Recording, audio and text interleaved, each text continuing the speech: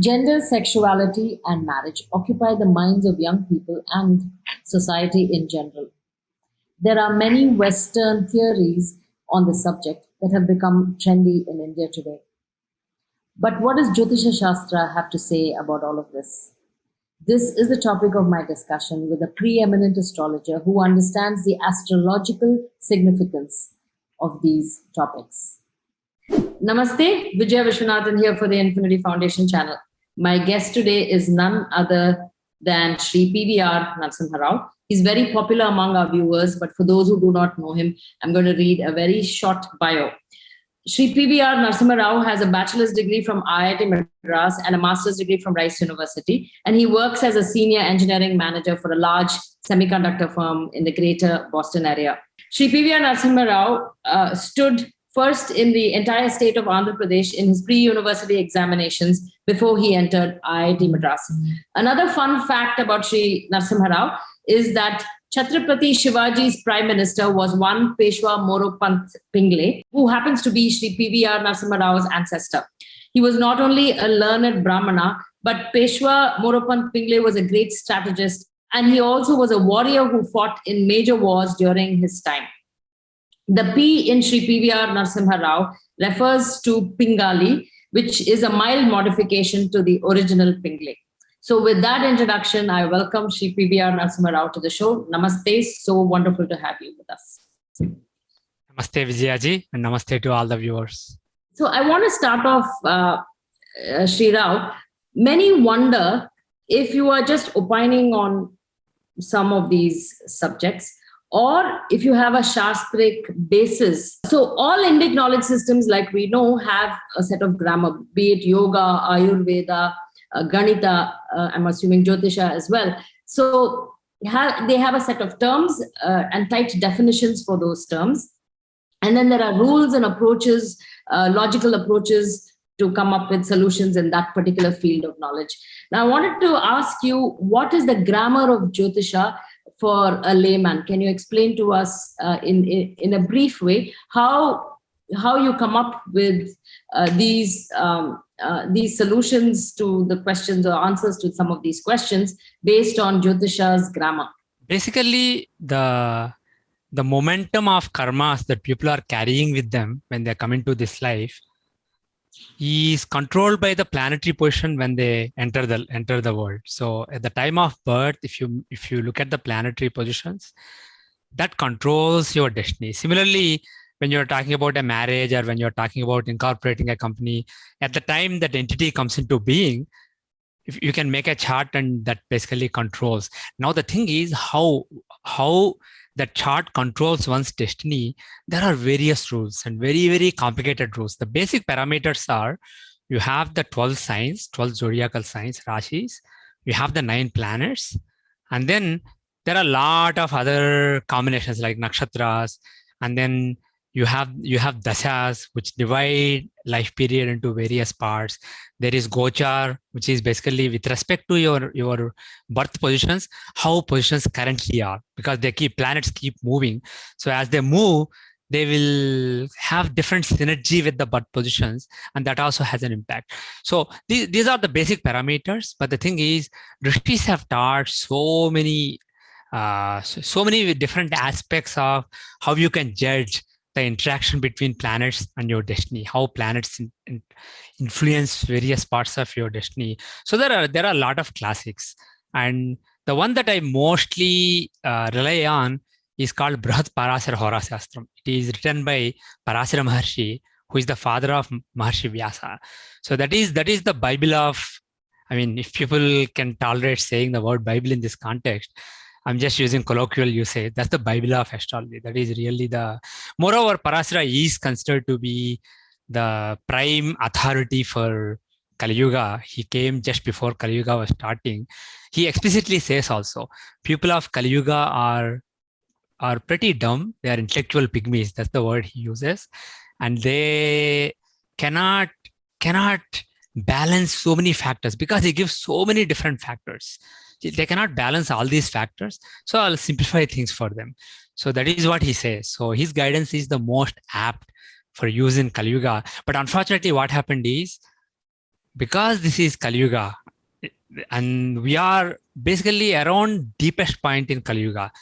The teaching of Sri Krishna and Brahmanda Purana is Bhavishya Purana. Actually, Bhavishya Purana is that after Kali Yuga starts, first 5,000 years, dharma will deteriorate and come to a really bottom level, and then basically next 5,000 years things will change. After that, again it will start deteriorating, but slower this time. So because we are at nearly that ebb at this time, especially in the last 1,000 or 2,000 years, the knowledge has become really corrupted. So even though the Sanskrit verses are there as a reference, people have interpreted incorrectly, and people don't even use everything he taught. He taught 16 different charts. People use only one of them, Rasi and maybe Navamsya. They don't use the other charts. So like that way, he taught like tens of dasha systems. People use only one of them called Vimshotri Dasha. So bottom line is, I do follow Shastras, especially as taught by Maharshi Parasara, but my interpretations may be different from somebody else's interpretations. As a matter of fact, in the last decade or two, we have been trying hard to really understand what Parasara meant clearly, because there's a lot of corruption in people's understanding of what Parasara taught. Okay. So this is essentially a complex system with many moving parts, and so you have to interpret these different effects of different rashis and different planets and all of that in a correct way. So essentially, it's a complex system. That's right. We're trying to. It's a complex system, but unfortunately, what happened is even some of the basic parameters like calculation of some specific charts, there have been corruptions in the last millennium. So even some basic parameters have been corrupted in the definition that was given by Parasara, because it's not crystal clear. There are some little bit of ambiguities, and in some cases there's not even ambiguity, but people were just dumb. People just did not apply themselves, which is possible. And this is something that happens with the teachings of rishis. When the time is not conducive for people to benefit from the knowledge gets like corrupted intentionally. This is a locking mechanism for the knowledge. And this is true not only for Jyotisha, this is true for subjects like Ayurveda, Vastu, various subtle teachings of rishis. They get corrupted when the time is wrong and it may be misused by people. And when dharma has to again flourish at that time, we can rediscover the meaning, because it's all there. All the clues are right there. Somebody just has to apply themselves.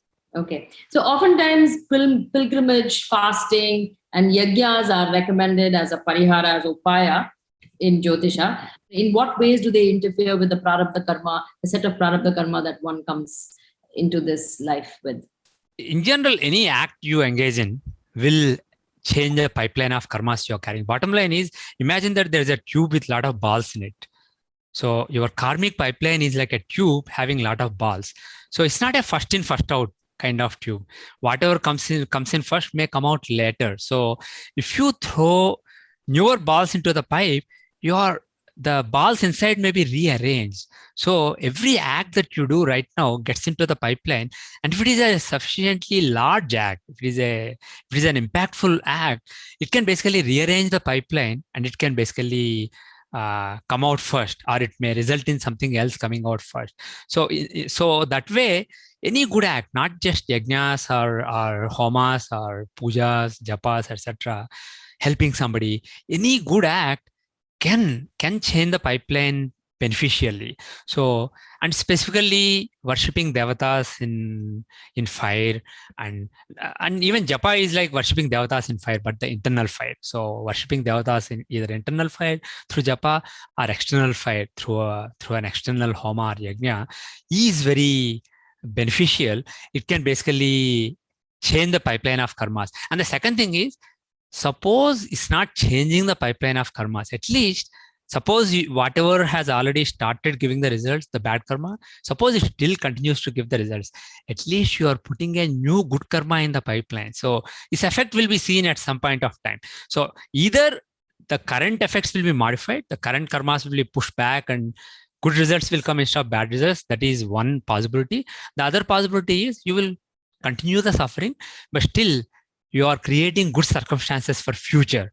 Third thing, that creates a state of mind, the sadhana that you are doing, that the karmas that you're doing right now, the other karmas, you basically do relatively good karmas. In other words, instead of cursing somebody who's doing something bad to you and feeling really bad and agitated and doing more bad karmas in that agitation, you have a good state of mind. You are able to accept better what God is giving you as a result of your own karmas from the past.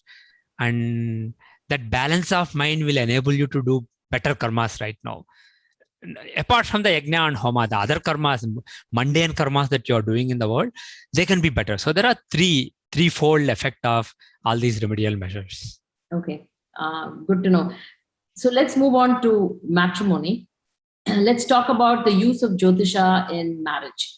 How useful is Jyotisha as a shastra, as a tool in securing a good life partner in the form of marriage? Yeah. So one obvious thing is, if you just see somebody or if you just spend a little bit of time with somebody, you may not know everything about that person. You may think that you have some idea, but the idea may be correct or wrong. And the second thing is, people can change. Somebody may seem like a really nice match for you, very compatible to you, but 5 years down the road, that person's priorities in life may totally change and you may be very unhappy. So Jyotisha, because it gives an idea of what kind of karmic momentum the person is carrying with him or her, it allows you to assess how that person will be going forward in the coming years, and how the compatibility will evolve with time. So it is very beneficial. It is very, very useful to see how compatible two people are. And apart from compatibility, somebody may be very compatible, but suppose somebody has very short life. Suppose 5 years down the road, somebody has a serious danger to life. Then if one person has a long life, if the other person has very short life, that is something that you can take into consideration. And that's something you can't do just using common sense. Astrology can give you a decent idea of that. So that is the other aspect. So compatibility of two people, and the other aspect is trying to judge how things will be going forward, especially with respect to longevity. The other thing is children. If one of them has some concern with respect to childbirth, you can try to balance it with somebody who has a better fortune with respect to children, so that can balance out. So you can see weaknesses in one person and you can try to compensate for them in the other person's chart. So that is the other angle. And the final angle is muhurta. When you are looking for two people to get married, when they enter vivaha literally means, what is vivaha? It comes from the root vah. Vah means to carry. Actually, the word vahana, vehicle, comes from the same root vah. So vahana is that which carries. So that is vehicle. So vivaha is a special carriage. So two people are getting into a special carriage, a special vehicle really, in which they will travel together now. So on the path of dharma, artha, kama, and moksha, you're traveling together. So it is the beginning of something really important in your life, a new phase in your life. You are embarking on a new journey with a life partner. So the time when you start that journey is very important. So apart from your own Janma Chakra, your own birth chart and the other person's birth chart, the chart when the marriage takes place will have an impact going forward in how your life goes, especially the life together. So that is another thing. You can use astrology, Jyotisha, to find a good time, to maximize the chance that you will have a happy married life. Okay. Now, have you seen more similarities and compatibilities in people who are of the same Varna, or does Varna play a role in compatibility? According to Shastras, one does not need to marry somebody from one's own Varna. And one more thing, let me be blunt about the word Varna. Varna literally means color. So Varna is the color of your mind. It is your aptitude basically. So Brahmana, according to Shastras, Brahmanas, Kshatriyas, actually Srimad Bhagavatam clearly describes, Sri Krishna describes who Brahmanas are, who Kshatriyas are, who Vaishyas are, and who Shudras are. And the way it is practiced today, we just take the Jati Varna, which is basically by birth. Jati means by birth. So the real definition is, if somebody is interested in knowledge, interested in reaching God, and interested in using his knowledge for the benefit of people around him and guiding them, he's a Brahmana. And if somebody is interested in accumulating power, somebody is mighty and wants to use his might to help people around him and protect them, he's a Kshatriya. Similarly, all the Varnas are defined in Srimad Bhagavatam by Sri Krishna. And obviously, if you are born to a Kshatriya, you will see all the Kshatriya activities around you. So that's what you are exposed to. So you are brought up with that aptitude. But the thing is, based on your natural aptitude in your chart and based on your karmas, you may deviate from your father's Varna. So in the old days, very old days, Varna was a very fluid concept. You got the Varna of your father, but it could change. For example, Vishwamitra was born as a Kshatriya, but he became a Brahmana. And Valmiki was born as a Shodra, but he became a Brahmana. Not only a Brahmana, but a Brahmarshi, a greatest Brahmana, basically. So like this, the way people use Varna nowadays is they just take it rigidly based on the birth. If you're born in a particular caste, you are that caste. So now coming back to your question, if you take the real Varna of the person, if somebody is of intellectual attitude, being married to another person who's of intellectual attitude will be beneficial, because then you can interact more meaningfully. But the thing is, it's not really a strict requirement as per Shastras. For example, a Brahmana man can also get married to a Kshatriya woman, etc. So it's not a strict requirement, but it is beneficial. And there is another aspect. In the old days, people really stuck to their Varna because that resulted in a kind of gene pooling. In other words, a certain kind of karmas you are carrying, that is why you became a Brahmana or a Kshatriya or a Vaishya or a Shodra. So those, if two people of that karmic and genetic caliber get married, it is likely that their children will also get similar genes. So you are doing gene pooling. So after generations, if there is a family of really great scholars and they are only marrying other great scholars' children, you end up getting really, really great scholars with pristine caliber. So that was the another aspect. So it is useful, but it's not really required. It's not really necessary to marry in the Varna, but you really need to take the actual Varna, not the birth caste. Okay. Why do so many marriages fail despite astrologically correct matching in terms of date, time, place, and charts? Two angles I will cover here. First angle is practical. Practically, everything is dependent on the Deskala Patra. We are living in an era where people have this romanticized notion of perfect marriage, perfect soulmate, etc. So the expectations are like you will get somebody who's perfectly in sync with you. Otherwise, it's a disaster. So people are very willing to move on, very willing to give up and move on, whether it's a marriage or whether take simple things like if you have a phone, if it doesn't work in the old days, people will get it repaired and will use it, whether it's television or phone or any other gadget. Now, if there is a slight hint of a problem, people just throw it away and then they just move on from it. So that's the attitude. This is based on the current Deskala Patra. The time is like this. So that is one angle. People don't understand that there's nothing called a perfect partner. You just have to, there'll be some things where there is compatibility and some areas where there is incompatibility. You have to work around it. So that pragmatism is probably lacking in today's world. That is one aspect. Actually, let me put it this way.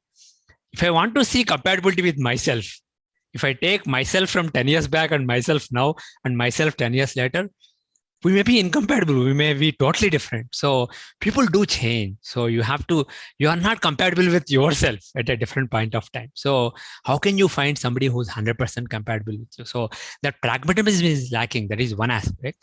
The other aspect is, you said correct astrological matching. As I said earlier, in this deep Kali Yuga, lot of knowledge of rishis is lost or corrupted. Even some basic parameters are not correctly understood by people. So when it comes to matching, unfortunately, many astrologers I see, they just use the standard. There is this numbering system, gunankas, based on different categories.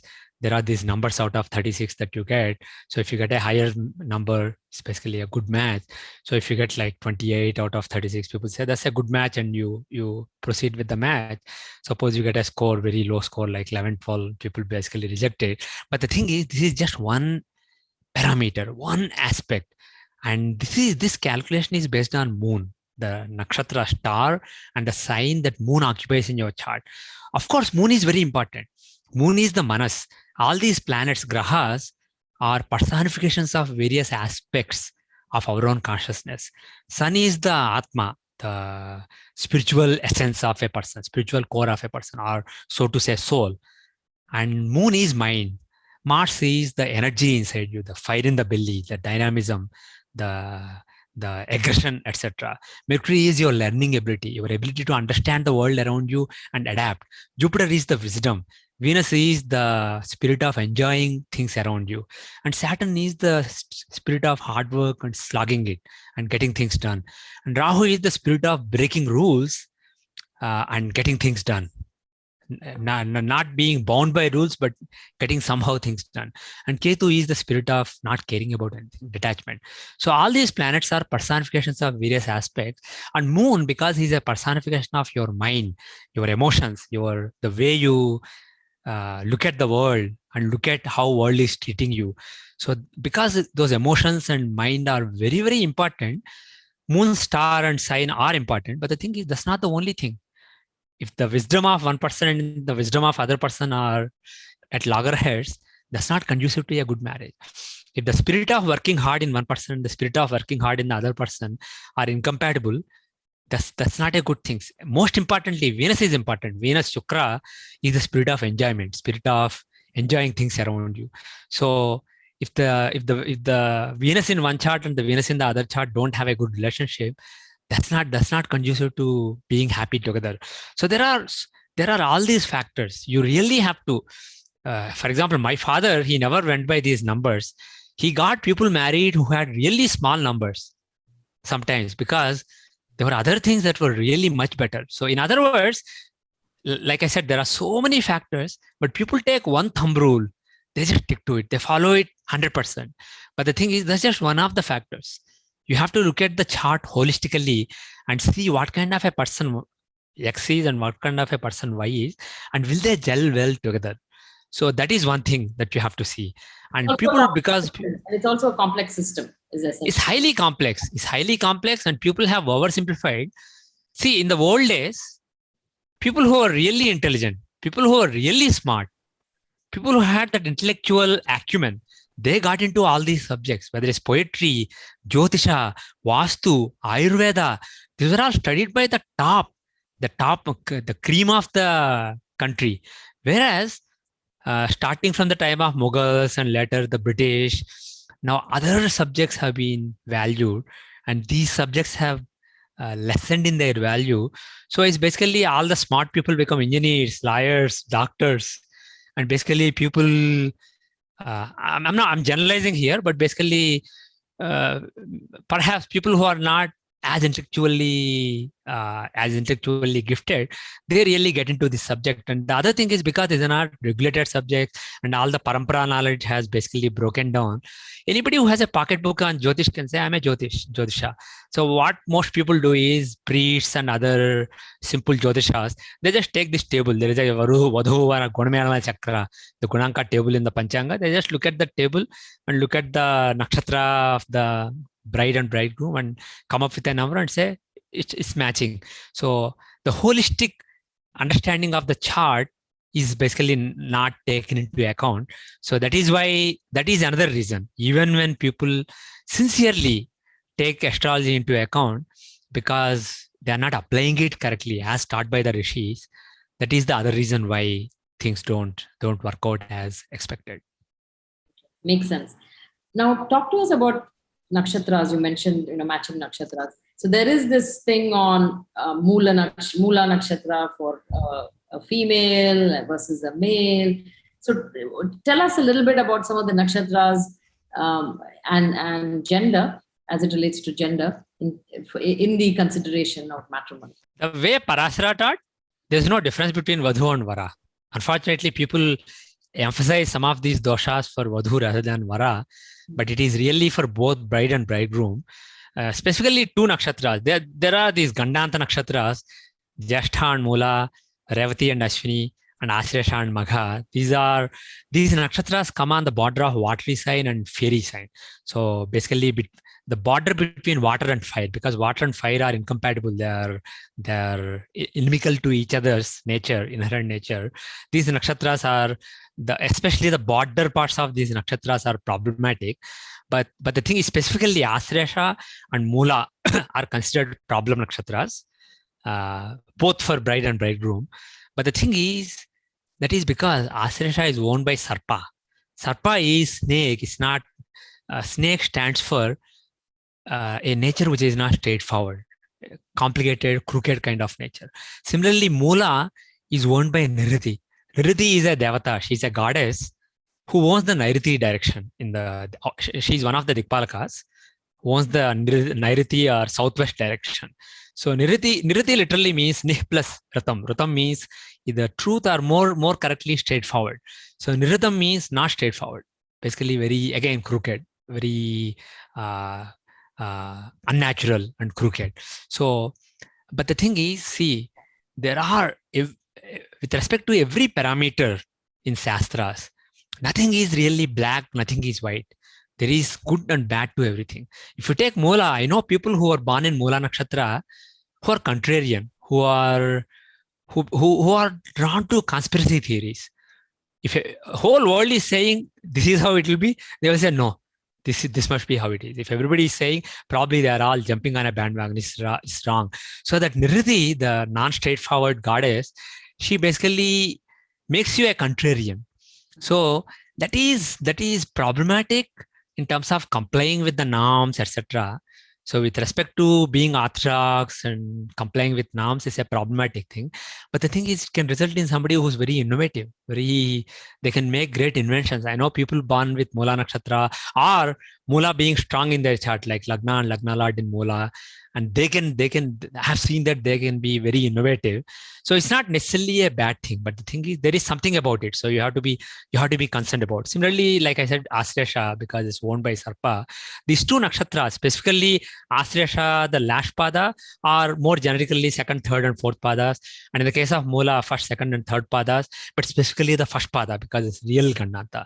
So those are problematic. But again, there are these notions that if somebody is born in those padas, with our Ashlesha, mother-in-law has a problem, can die after marriage. With Mula, father-in-law can die. There are all these thumb rules, but the thing is, these are not really accurate. And in general, all these generic thumb rules are, what it means is, if the probability of mother-in-law or father-in-law dying is 0.0001 in general, for those people, it is maybe 100 times larger, but it's still a small probability. So not everybody with Mula Nakshatra, when they get married, something happens to the father-in-law or vice versa. So these should be taken with a pinch of salt. Again, if something is well-defined and something can be calculated very accurately, people latch on to it. People have latched on to a few thumb rules and they basically apply them 100%, whereas they are a small fraction of the factor. There are much bigger factors, and because those factors are more subjective and they require more intelligence to analyze, more complex balancing act, people just dump them. Instead, they just latch on to these thumb rules. So that is the thing. So I won't, if somebody is born in Mula Nakshatra or Ashlesha Nakshatra, I know lot of great men and women born in Mula and Ashlesha, they are living happily. Their father-in-laws, mother-in-laws, brother-in-laws, everybody is living happily. So you don't have to panic. The only thing is, because other side may be orthodox, you will probably have a little difficulty getting married because a lot of people will reject your horoscope. Even if you have a terrific horoscope otherwise, people will just go by that thumb rule and they will reject the chart. So it may become a little difficult to get married, but other than that, don't worry. It's not that you are cursed. But there is one thing, because it is a problematic combination, there are some shantis that can be done. Parasara and Bruhat Parasara Horasastram teaches some homa that you can do, especially with the Triambakam Yajamahe mantra. He gives the procedure, which devata should be invoked and which mantra should be done. He gives a procedure. So you can do it at the time of birth, or he says Vivaha Kale. So at the time of marriage also, you can do the Santi Homa. But that is just to, not that otherwise terrible things happen, but there is a higher chance of bad things. So you are normalizing it by doing some Santi Homam. So you talked about bringing, death to the in-laws and all that through marriage because of nakshatra. There is also sometimes where a woman sometimes can bring in wealth and shri to a marriage. So talk to us about that. What nakshatras are sort of. It's not based on nakshatras, but it is based on the chart itself. In some people's charts, we see that in their chart, especially the Navamsa chart, because Navamsa, not the Rasi chart, Rasi shows your physical existence. Navamsa shows your marital life, your dharma and marriage. In the Navamsa, if there are some good combinations, some combinations that show a link between opening up of fortune, blossoming of fortune and marriage, it can be both with men and women. After marriage, such a person will have terrific fortune. Excellent fortune will open up for that person. So it is seen based on the combinations in the chart rather than based on any specific nakshatra. In general, keep one thing in mind. There are 27 nakshatras. So world doesn't have just 27 different types of people, people with 27 different fortunes. World has people with millions of different fortunes. So you have to take the whole chart into consideration, but it is very real. We do see charts where we say that, yeah, this person is not settled and he's struggling, but once he gets married, his luck will open up. So, and we do see that some people like that, when they actually get married, their luck opens. And if you find the right person, it helps. But there's a good chance, if there's such a combination in the chart, that they will end up finding the right person, whether they get astrological help or not. Can we talk about this Manglik or Chavai Dosha, people who are basically told that they can never get married because of this particular dosha that they with their chart? Yeah. The Manglik as known in North India, or Chavai Dosham as known in Tamil Nadu, or Kuj Dosham as known in Andhra Pradesh, this is basically relating to Mars. And the notion is that if you have this dosham, you can't get married, or if you get married, your spouse will die. People take it really seriously. Again, this is a case of something well-defined. People basically taking it as a thumb rule and latching onto it instead of missing all the nuances. Really, the thing is, Kujadosham is based on Mars being in certain houses in the chart, to simplify it. And then there are exceptions. Under certain conditions, that dosham has been cancelled. So there are normal people with Kujadosham, and third category is people with Kujadosham but nullified. And really what this is doing is, let's go back to what I said earlier. I said planets are personifications of various aspects of your consciousness. Mars, I said, is a personification of, is a Murti Bhava of the energy, the fire in the belly, the energy inside you, the force inside you that makes you do things, the aggression, the dynamism. That is why if you take the Veda mantra from Rig Veda for Mars, that is used in Navagraha Homas and Satyanarayan Puja, etc. Agnir Murdha Devah Kakutpati, that mantra, it says, Apang Retang Se Janvati. So what Mars does is, he's the Agni, he's that Agni which Apang Retang Se Janvati. So he infuses all the actions with vitality. So whatever you do, the vitality, the force that is driving it, that is the fire that is the driving force behind everything that you do is Mars. So in general, he's the planet who causes aggression and dynamism, who makes you act forcefully. He's the force basically. So if Mars is in certain houses, those people are forceful people. In general, practically you see gentle people and forceful people. And if somebody is forceful, it doesn't mean it's problematic. They won't get married or anything. If you find the right person for them. But the thing is, they say, person with Kujdosha cannot get married to a non-Kujdosha person. A Manglik should marry a Manglik, and non-Manglik should marry a non-Manglik. In practical terms, if somebody is very forceful and somebody is gentle, you don't want a fierce person to marry a gentle person, because the gentle person will suffer unless you see other things in the chart. You see, because sometimes it's not just a matter of bride and bridegroom having the same nature. Sometimes it is also possible that They don't have the same nature, but they complement each other really nice, that they become a good team. So again, it is something to be judged holistically from the whole chart. So there may be cases where a Manglik and non-Manglik can marry and they can live happily also. But the bottom line is, this Manglik business is about dividing people into gentle people, fierce people, and fierce people who use that fierceness they channel it nicely. So they can be fierce sometimes, but they can also be gentle as needed. Whereas some people are just fierce. They just can't control their temper. So that's basically the three groups of people based on Manglik in practical terms are these. To give an example, one of the rules for Manglik is if Mars is in the second house. Second house is the house of speech. So if Mars, the planet of force, is in the house of speech, such a person will be forceful speaker. He may speak harshly also. So that's problematic. So if somebody speaks harsh and somebody is gentle, it may not be a good match. But who knows? Somebody may speak harsh, but the other person may love so much that the marriage may be fine. But there is an exception. If that house, the second house, happens to be owned by Buddha, that is Mithunam and Kanya, then it's okay. The Kajudosha is nullified. What it means is Buddha is the planet of nice speech. He's the Karaka for speech. He makes people really eloquent. So they can organize their thoughts nicely and put it in beautiful words. So even the planet of force, when he's in such a house, there may be some force in the speech, but still it's very thoughtful and very articulate. So it's not really a problem. So like this, if you apply common sense and boil things down to the fundamentals, it's all common sense in the end. So bottom line is, if somebody who's listening to this audio is a Manglik, or seeing this video is a Manglik, don't worry. It's not a problem. You will be fine. It's not like just that factor won't make you a terrible person. It just means that you are more forceful, and even that may not be true based on other factors in the horoscope, but there's a better chance just based on Mars that you are a forceful person. So what? Just find a compatible person to you. So again, this is an overemphasized factor. Don't worry too much about it.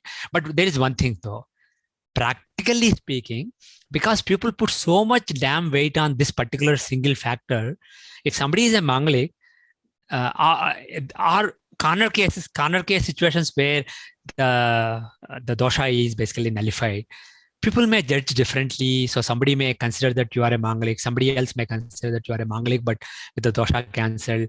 So people may reject a match may be a really good match, but people may reject because their astrologer, because unfortunately when it comes to matchmaking, two astrologers are involved. So even if one astrologer is doing a perfect job, the other astrologer may be going by stupid thumb rules and he may say, oh, this is a bad match, drop it. So you have to be prepared for it. So if you are Manglik, again, just like the Mula Nakshatra and Asesha Nakshatra, you may have to work a little hard to find the right match. But other than that, there's no problem really. You will be fine. Don't worry too much about it. Okay, so that is great. Talk to us now about this 7+ years of Shani cycle, the effect of Shani Shani, yeah. Yeah. And Sade Sati. Yeah. Go ahead, Sari, go ahead. No. And how often does it come and what are the effects and how can you nullify that? Shani takes 2.5 years to move from one Rasi to another Rasi. Every 2.5 years, he keeps moving through a Rasi. So 12 times 2.5 is 30. So every 30 years, he comes back to the same sign. So the 7.5 years of Saturn is a period when Sani is in 3 different signs, 3 consecutive signs. Your Janma Rasi, and the sign before it and the sign after it. So when Sani is in these 3 signs, he has an influence on your mind at that time. So that is considered a problematic time. The thing is, I know people who became, actually Donald Trump became president in his Sade Sati. And I know even in India, people ministers in their Sade Sati. And in my Sade Sati, I had a 9+ GPA at IIT Madras. I was second in my class. I went to US for masters. I got married. A lot of good things happened. I started working. A lot of good things happened. So good things can happen in Sade Sati. Don't think that the 7.5 years of Saturn is all bad. Bottom line is, like I said earlier, planets, grahas are personifications, murti bhavas of various qualities of you, various aspects of your consciousness. Shani is person. Sani is the son of Surya. Surya is Atma, and he had a son through maid instead of Sanja, who's his wife. He basically had thinking that it is Sanja.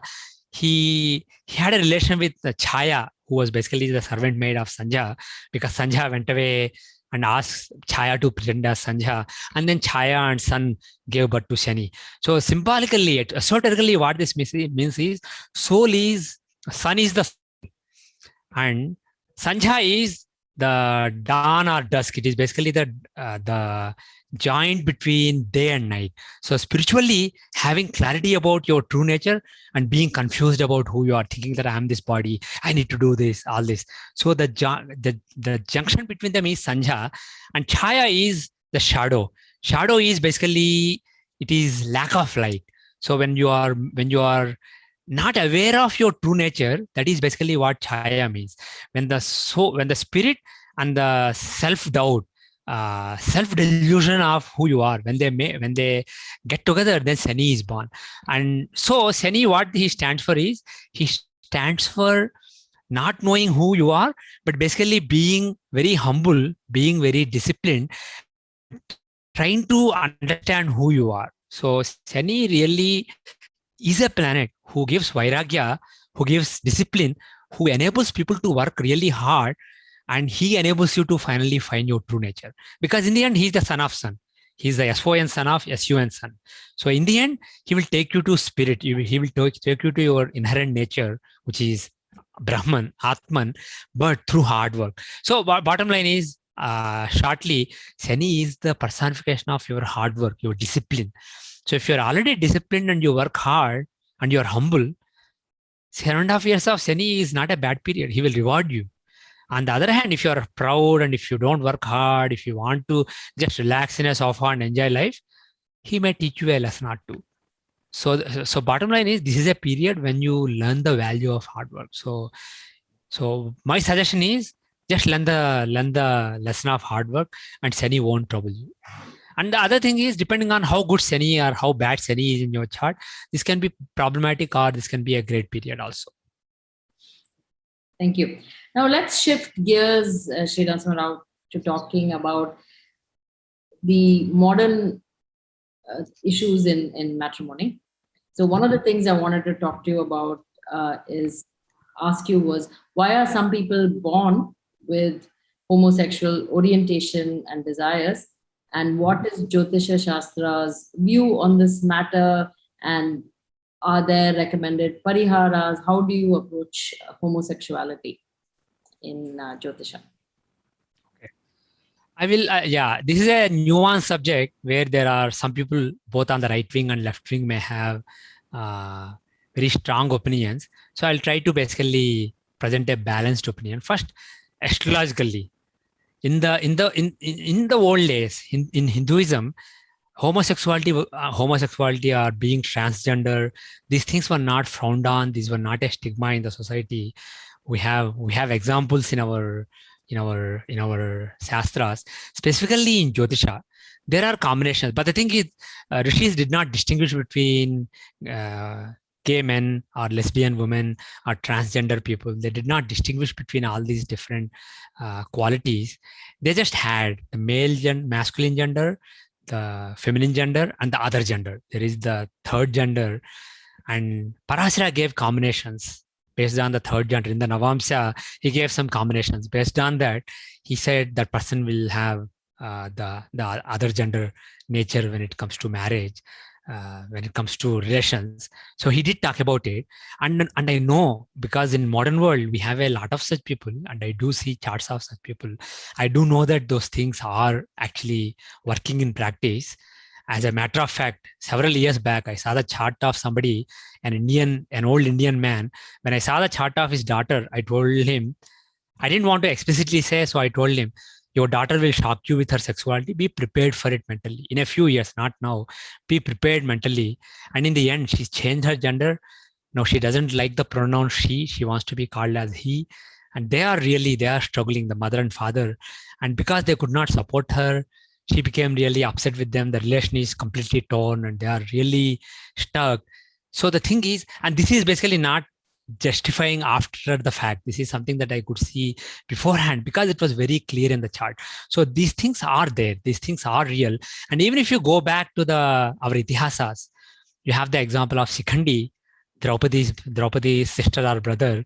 He was born with both masculine and feminine characteristics, and he was first he was a she, and then he became a he, and he also got married to a woman. He had normal marriage with a woman, but still he wasn't a complete man, and he was actually the main reason how Bhishma could be killed by Arjuna. He helped Arjuna kill Bhishma. So we can find such examples in our itihasa also. And if you look at Vatsayana Kamasutras, he does Rishi Vatsayana does talk about sexual relations between men and between women and women. And also we have some sculptures in India that depict this kind of relations. So these things are there. And there are some dictums astrologically to judge, but there is one thing I want to say. When it comes to nature of a person, there are these stereotypes of this is how men should be, this is how women should be, the basic nature and conduct in the society. So those things are different from sexuality. The inherent nature of a person, for example, a woman can be like a tomboy, a man can be very gentle and effeminate. So the Rasi chart will show you, Rasi chart and some other Varga chakras will show you the nature of a person. So men can have both so-called masculine and feminine nature, and women can have so-called masculine and feminine nature. So nature is one thing, but sexuality is a different thing. So Vivaha is seen from the Navamsa chart, which is also the chart of dharma. So in the old days, in Hindu tradition, Vivaha was seen as a matter of dharma. And dharma, literally, dharma means, dharma is really what binds a society together. These are rules and regulations so that you have a sustainable society. You have a society that functions together well. So that is the real, it's not like this is absolutely, you cannot do this, or this is absolutely something you must do. All these rules are established so that you have a society that can function together well. Dharma is what binds people together. It comes from the root dhru, which is also the word between dhriti. It results in strength, basically, strength to the society. So any society is sustained if there are children born in the society. So men and women, when they are bound in the bond of matrimony, that results in the birth of children. So that is why that relationship has been overemphasized everywhere in the world, in various traditions in the world. And the other relations, though they weren't stigmatized in Hinduism, they weren't given extra popularity. Like they were covered, like in Vatsayana Kamasutras, scriptures, and they weren't pushed under the carpet, but they weren't given over publicity, because there is this nature of mind. Whatever senses are perceiving, mind will think more about it and it will resonate with that. That is why it is important to think about right things and be exposed to the right thing. So if a particular society overemphasizes this, it is good to have, actually tolerance is a negative word. It is good to accept people with different sexual orientation. But the thing is, if in the name of acceptance, if it is given extra publicity, people who are maybe not really fully born with those inclinations may confuse and think that they are born with those inclinations. What I try to mean, I know this is a very sensitive subject, but the thing is, when it comes to sexuality, this is a very, it's like a spectrum. People may have, it's not like crystal clear in a person or in a chart. Parasara gave, like I said, some combinations, but again, those combinations, they're not crystal clear. There is certain aspects of certain planets on the Navamsa Lagna and on the seventh house. But the thing is that influence may be dominated by other influences. There are various influences. So several people may have some indications. But the thing is, if you are seeing it around you, and if you are overexposed to something, you may basically convince yourself at a very young age, when your judgment is not really perfect, you may jump to a wrong conclusion also. In other words, in terms of Shastras, nothing is crystal clear. Nothing is said like this is 100%. Things are not black and white. there may be extreme cases where things are black and white, but there are a lot of gray areas. So in gray cases, if the society is driving people towards normal sexuality, because that is conducive to people, men and women getting married and having children, etc., so that society is sustainable, society sustains over a long time. That is one way. The other way is if you overemphasize the other, there may be people who aren't meant for this, who may be getting into this. So that is the other aspect. So this should be accepted and encouraged, but basically not over publicized and over influence the minds of influenceable, very young people who may not have good judgment. So that is the other way to look at it. Now, coming back to right and wrong. See, this is the other thing. The marriage between men and women is more for dharma. Dharma means one of the important dharmas of human birth is because you took birth, you need to give birth, because that runa is there. So you need to basically, you have a runa to Rati and Manmatha, because of whom you were born. So you have to pay back that runa. That runa is there. But then, logically speaking, not all sexual relations between men and women are for dharma or for childbirth. Even though that is the real purpose, it is for kama. So so you are balancing both dharma and kama. In the case of other relations, it may be more kama than dharma. But the thing is, even those people, if they adopt children and if they bring up children, they can basically contribute to the world. But the thing is, the runa to Rati and Manmatha and the runa basically to Prajapati in terms of creating children is not fulfilled. So that way it is slightly inferior. But the thing is, it is all in the end, it is all play of runas. Runarubandha rupena patipatni sutadaya. So based on the runas, you get all these relations, including sexual relations. It is all based on runas. So if somebody has runas of that nature with another person, and if somebody was born in a particular gender for many lives, and for the first time born in a different gender or something like that, along those lines, depending on the runas and depending on the people around one, it may be the right thing for one. There may be no way around it. So in terms of astrology, we do see some charts where it is very clear, and only in cases where it is clear, I may guide the parents, like I said in my example, where I said your daughter may shock you with her sexuality, be prepared for it. But there are borderline cases where I may not say anything. I may just keep it to myself, because based on the Desakala Patra, borderline cases may go either way. So that is the other way to look at it. In the end, I don't think it's a good idea to judge and stigmatize. It is a good idea to understand, but at the same time, we need balance. Basically, overthinking about something. If you think too much about one thing, you become that. That is what they say in Shastras. So you should basically, in terms of exposure to young people, I think the society needs a balance. But there is another way to look at it. It's all mother's play. If the human population is really growing, maybe increase of certain kinds of populations that don't increase the population on Earth is not a bad thing. So in the end, I believe this is all mother's play. There is a reason for everything as society shifts in one direction. Now, you mentioned something very interesting in your talk, where you said that over many lifetimes, one is a particular gender. So is that right? So if you're female, if you're born female, perhaps you've had many past lives of being female. Not necessarily. People tend to be born in the same gender, but it's not guaranteed. People can be born in a different gender. The gender is not really fixed. Not only the gender, the yoni is not fixed. Somebody who's born in a Manushya yoni, which means born to a human being, can be born as an animal in the next life.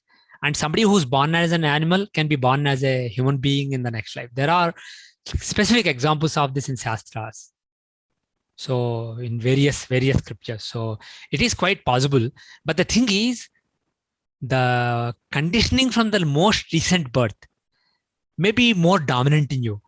So if you're born as a woman for many lives, that conditioning is strong. And suppose you're born as a man after those so many lives as a woman, which is possible based on the runas, etc.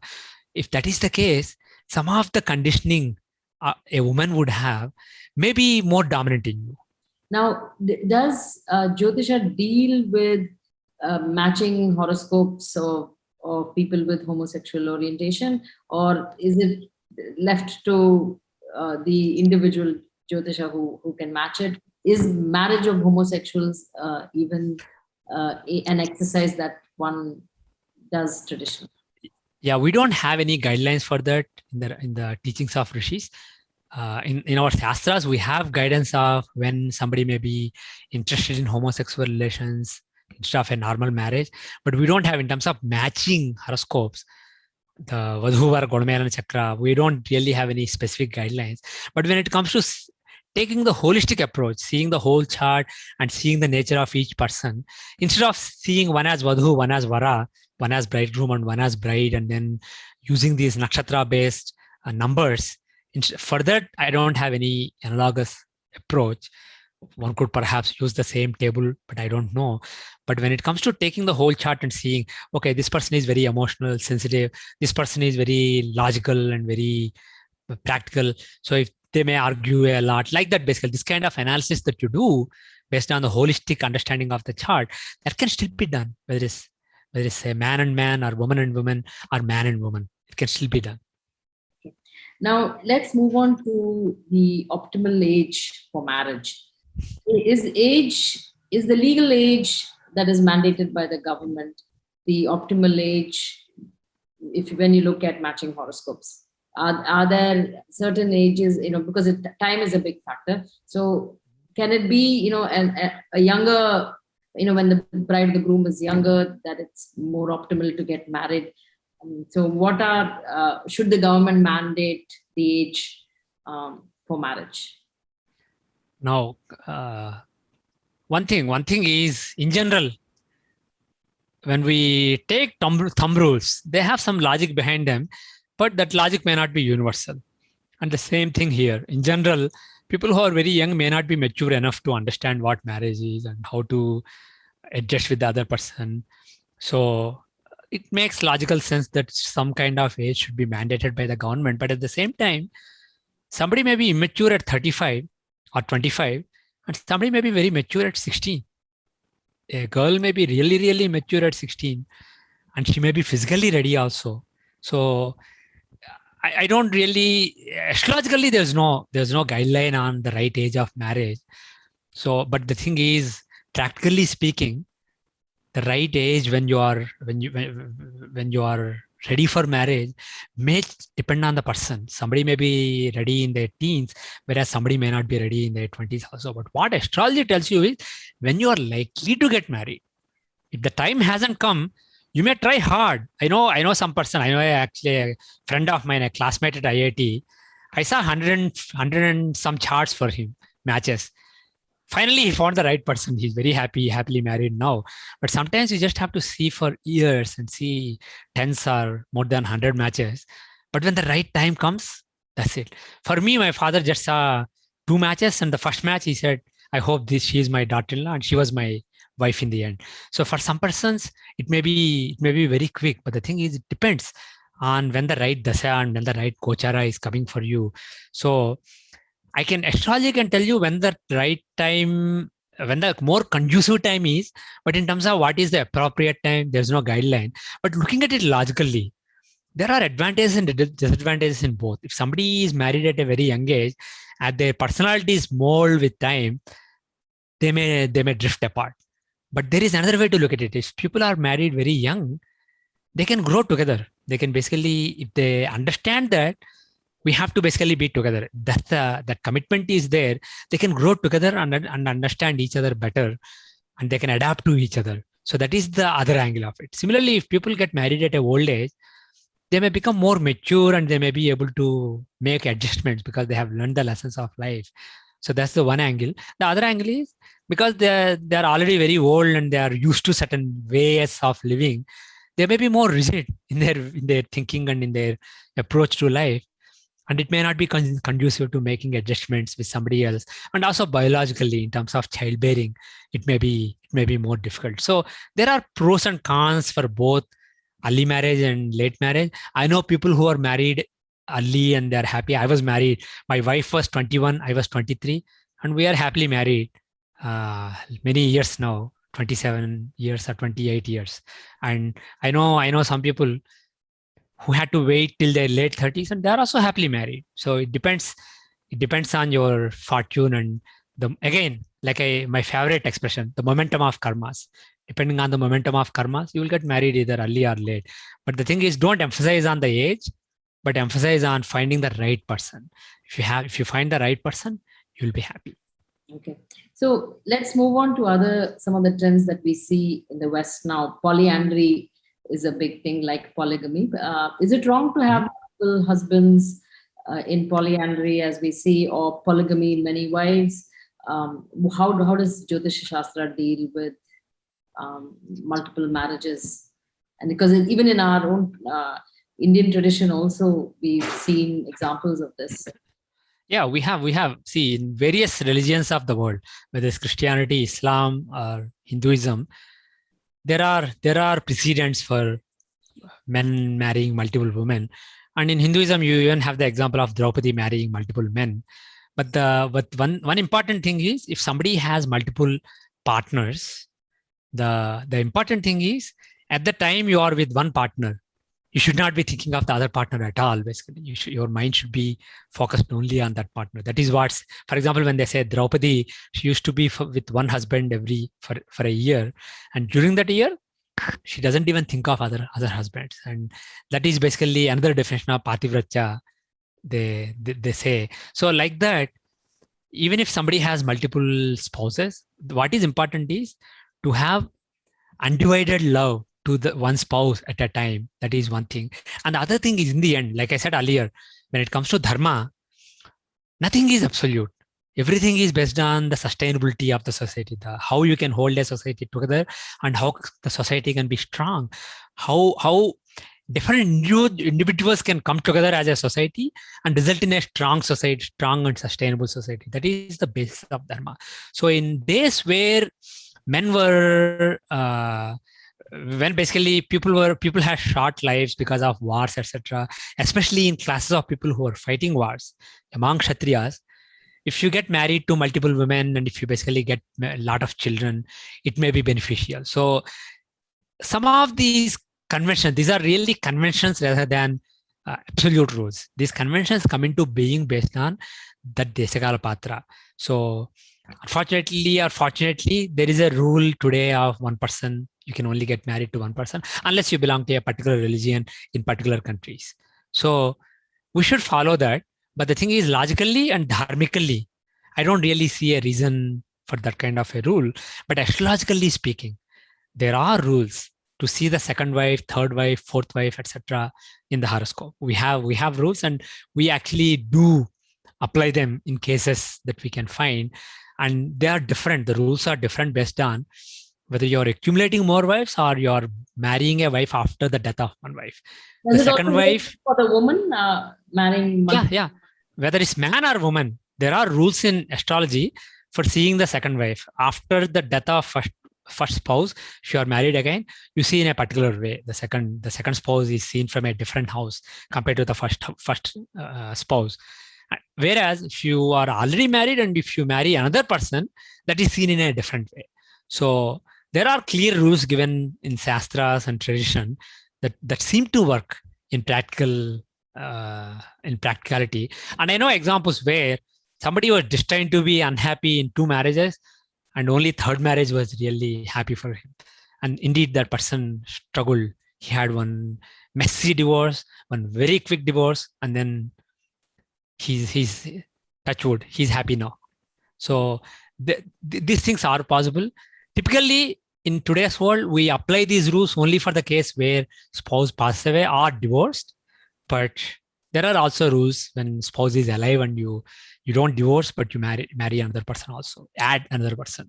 Now, so take the situation when someone is childless, right? You can have a parihara of, say, Putra Kameshti Yaga type parihara, or using Jyotisha. Or you can, today you have the option of science, where you can get into artificial insemination and methods that science and modern medicine offer. What is the stance from a Jyotisha standpoint? What does Jyotisha say about this? From Jyotisha standpoint, basically, we do see some cases. We do see there, like Navamsha is for marriage. There is a chart called Saptamsha based on dividing each Rasi into 7 parts that shows children. So in that chart, there are combinations that show you either lack of children or very great difficulty in bearing children. We see those combinations in the charts. So in those cases, normally we advise, in extreme cases, we advise about adopting a child. But nowadays there is this option of artificial insemination also. So I don't really see anything wrong in that. Jyotisha does not give any guideline. Jyotisha, see, nothing is, like I said, black and white. In Saptansha, we may see a combination that shows a lot of difficulty in getting a child. And in such cases, I have seen they did not succeed and they went for adoption. In some other cases with similar combinations, I have seen that they went for artificial insemination and they succeeded. So when there are these influences, negative influences, that can show basically some going through extra lengths to get a child. So it may be artificial insemination, it may be adoption. And one thing I want to say on adoption, people are obsessed with the notion of I need a child with my own genes, my own blood, my own genes. It's good to have a child with your own genes, but in the end, bringing up any child and turning that child into a very dharmic and contributing adult to a society is a very good karma. It basically pays off serious debts to our own ancestors. So it is a good karma. So instead of just remaining childless and not bringing up any child, it is a good idea to adopt children. And secondly, if you are lucky, you can get a child who's really, really compatible with you. And the thing is, in terms of rather than genetic compatibility, in terms of rather than having the same genes, having the same or compatible momentum of karmas is even more important. You may get a child with your own genes, but karmically he may be so inimical to your karmas. So his dharma and your dharma may be totally at loggerheads. Whereas you may adopt a child, his karmas, his vasanas may be so in sync with your own karmas and vasanas, and that is even more blessed.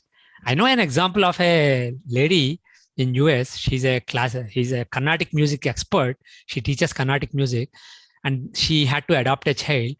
And the child is so much like her. He's also so learned in Carnatic music and so many same qualities. If you actually, unless they tell you that it's an adopted child, which not many people know, they will assume that it is their child because the child is so much like them.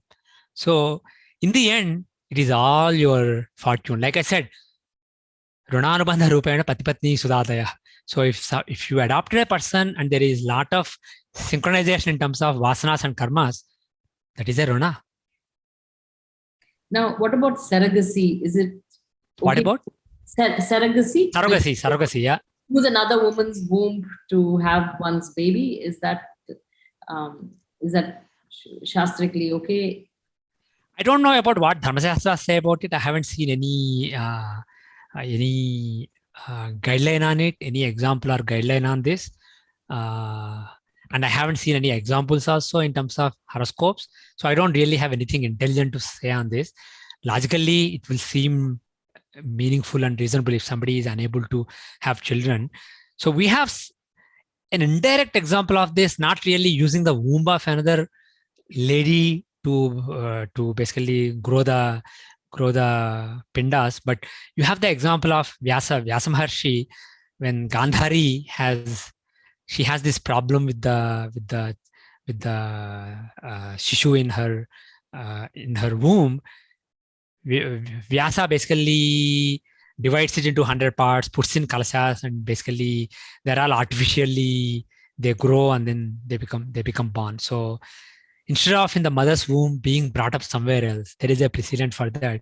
But specifically injecting into another woman's womb and bringing up the baby there, I don't know if there is any precedent in the Shastras. And unfortunately, I don't know any combinations that allow you to basically see this kind of things or give guidance astrologically. So if there are any examples, I'll be interested in seeing those charts and see what is common to those. Okay.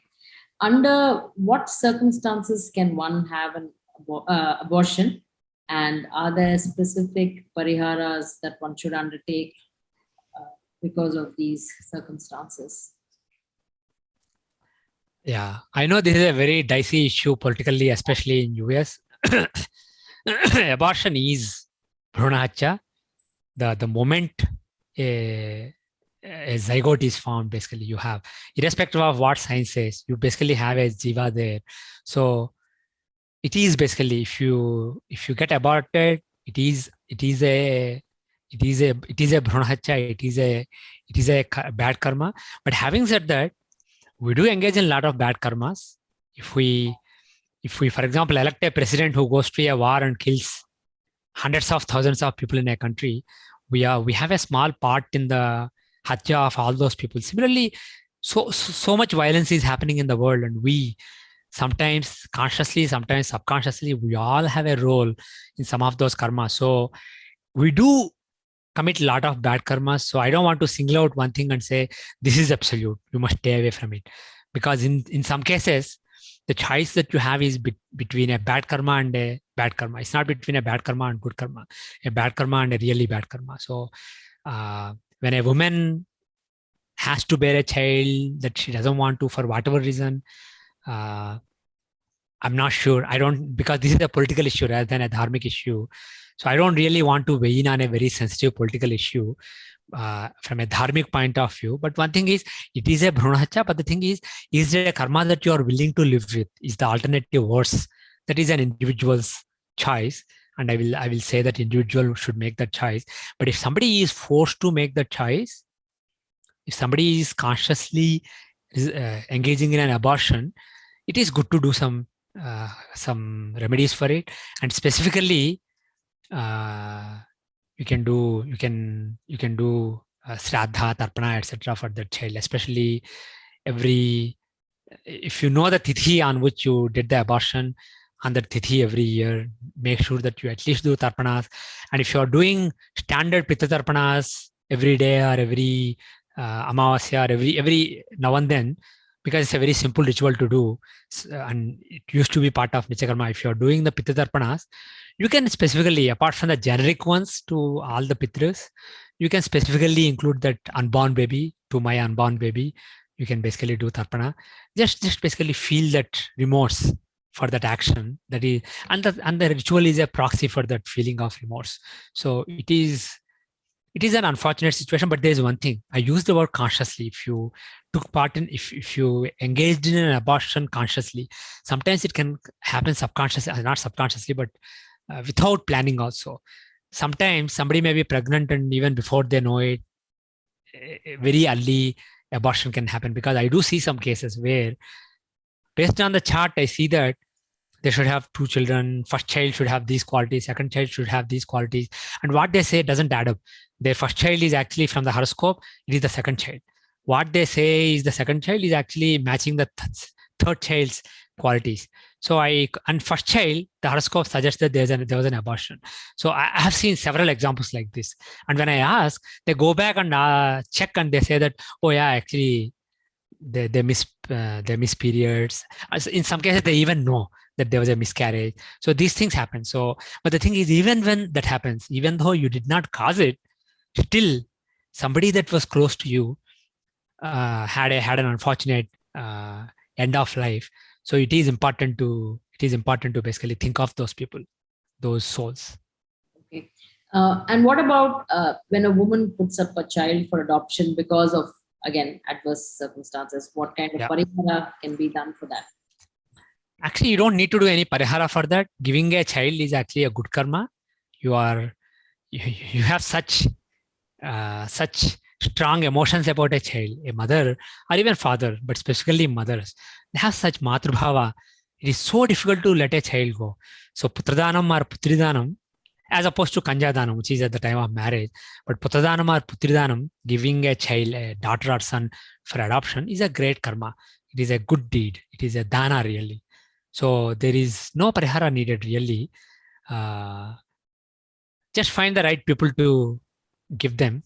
See, if you are Vasudeva and Devaki, and if your son is Krishna and he goes to Nanda and Yashoda, awesome. But the thing is, if you are giving the child to a bad parents, that's problematic. So make sure that you are giving to a good parents, but there's nothing wrong in it.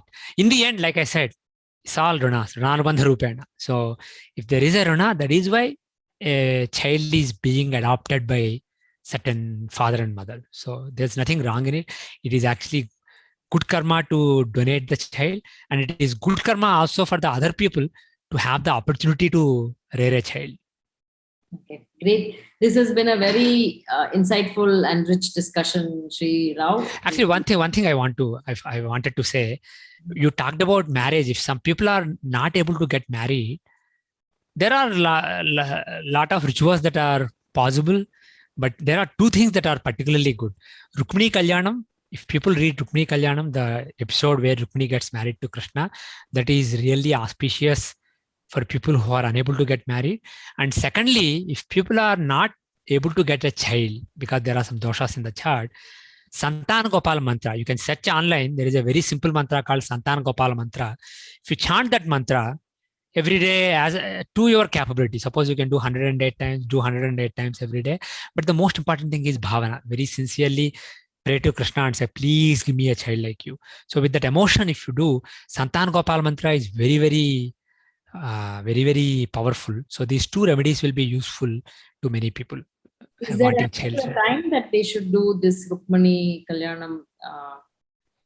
You can do any time, but in general, most sadhanas work better if you do at a particular time. Fix a time, doesn't matter which time. It may be in the morning or evening, but fix a time. So plus minus 15-20 minutes. Stick to the time, and at that same time, at the same place, if possible, you read Rukmini Kalyanam every day for a mandalam for 48 days. And if you do Santan Gopal mantra again, do 108 times every day for 48 days, same time, same place. It's not guaranteed to work, but it will definitely increase the probability. So thank you so much. I guess we've learned a lot today. Been a very insightful and rich discussion, Sri Narasimha Rao, as always. So we hope you come again and talk to us about other subjects. We look forward to that. And thanks again for your time, and namaste. Thank you. Thank you for watching. You can subscribe here and also hit the bell icon to make sure you get notified. To donate, please click this button.